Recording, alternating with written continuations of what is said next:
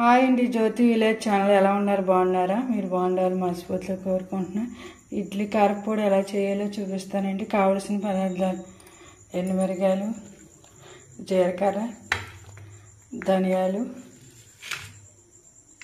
వేపిన శనగపప్పు, పచ్చెనగపప్పు, ఎల్లుల్లిపాయ, కరివేపాకు, ఎండుమిరగాయ, చింతపండు, నువ్వులండి. ముందుకంటే స్టవ్ వెలిగించి గిన్నె పెట్టుకున్నాండి.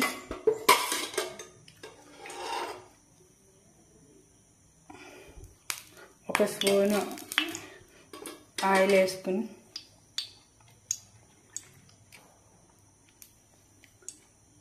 ఒక కప్పు శనగపప్పు వేసుకోవాలండి.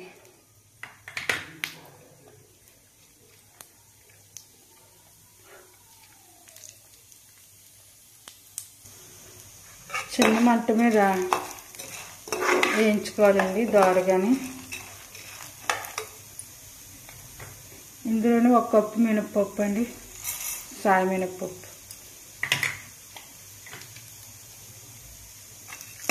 ఈ సగం వేగాక ధనియాలు వేసుకున్నాం.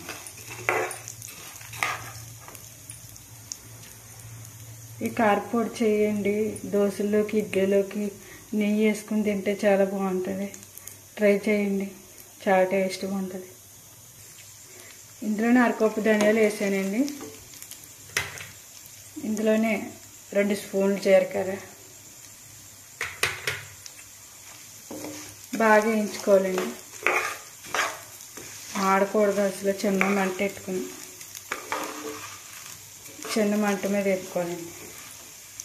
వేగిన తర్వాత చూపిస్తాను. కొంచెం వేగిన కదండి, ఇంకా వేగాలి, ఇంకా కలర్ చేంజ్ అవ్వాలండి. దింపి ముందు నువ్వులు వేసుకుని వేపుకుందామండి. కొంచెం అయితే వేగినాయి కదండి, ఇందులో 2 స్పూన్లు నువ్వులు వేసుకుందాం. నువ్వులు వేయించుకుని వేపుకుందామండి. ఇవి అయితే వేగినాయి కదండి, ఒక ప్లేట్లో తీసుకుందాం. ఇందులోనే కొంచెం ఆయిల్ వేసుకుని ఎండుమిరగాయలు వేయించుకుందామండి. కొంచెం వేసుకోవాలి, ఎక్కువ వేసుకోవాలి. మీరు కారం ఎంత తింటే అంత అండి ఎండుమిరగాయలు. నేనైతే 10 ఎండుమిరగాయలు ముక్కలు చేసి వేసుకుంటున్నాను. గింజలతో సర్ది వేయించుకోవాలి. మీరు ఎంత తినగలిగితే కారం దాన్ని బట్టి కారం అనేది వేసుకోవాలండి. ఇవి కూడా బాగా వేయించుకోవాలి.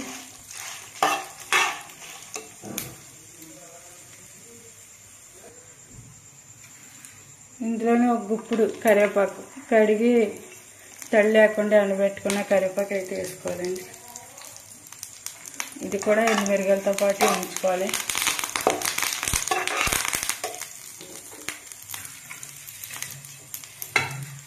ఇందులో ఒక పాయ ఎల్లుల్లిపాయలు వేసుకోవాలండి.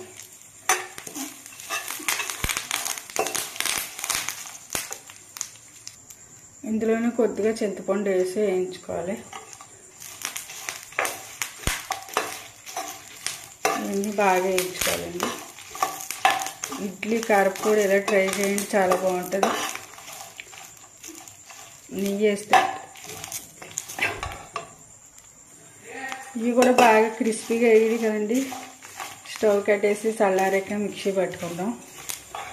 స్టవ్ అయితే కట్టేద్దాం.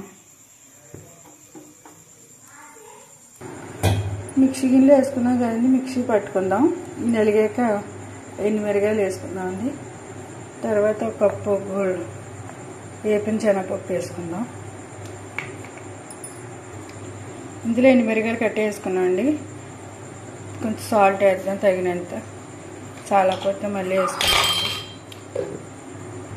మెత్తగా అయితే మిక్సీ పడేసానండి. ఈ పొడి అయితే వేడివేడి అన్నంలో వేసుకుని నెయ్యి వేస్తే చాలా బాగుంటుందండి. ఇది డబ్బాలో తీసుకుందాం. తీసుకున్నాక చూపిస్తాం. నెయ్యి అయితే కలిపేసుకుని డబ్బాలో తీసుకున్నాం కదండి. బయట అయితే 1 మంత్ ఉంటుంది, ఫ్రిడ్జ్లో అయితే 2 మంత్స్ ఉంటుంది. వీడియో మీకు నచ్చినట్లయితే జ్యోతి విలేజ్ ఛానల్కి లైక్ చేయండి, షేర్ చేయండి, సబ్స్క్రైబ్ చేయండి.